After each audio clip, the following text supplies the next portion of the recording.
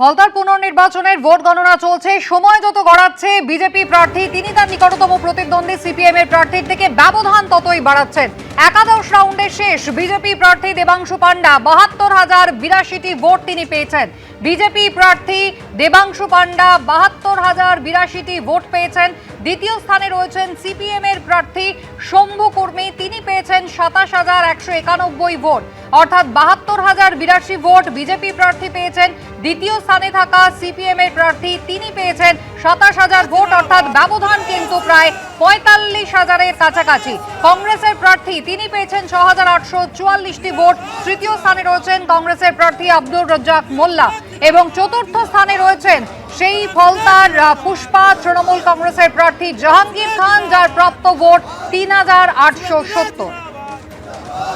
হিন্দল দেই আমাদের প্রতিনিধি রয়েছেন আমাদের সঙ্গে। হিন্দল, অর্থাৎ ইতিমধ্যেই কিন্তু একাদশতম রাউন্ডের গণনা শেষ, ১২ রাউন্ডের গণনা শেষ হয়েছে বলে জানা যাচ্ছে। কি আপডেট তোমার কাছে রয়েছে হিন্দল?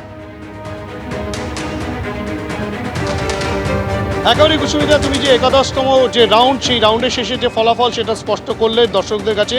তোমাকে বলে রাখি, ইতিমধ্যেই কিন্তু ১২ রাউন্ডের গণনাও শেষ হয়ে গেছে এবং তারও কিন্তু ফলাফল নির্বাচন কমিশন দিয়েছে।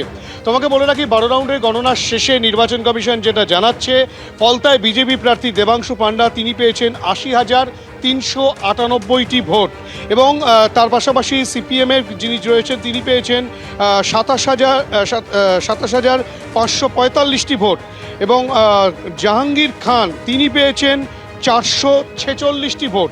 অর্থাৎ তোমাকে বলে রাখি, এই যে ভোটের নিরিখে কিন্তু নিকটতম প্রতিদ্বন্দ্বীর থেকে যিনি বিজেপি প্রার্থী তিনি কিন্তু ৫২,৮৫৩টি ভোটে এগিয়ে রয়েছেন।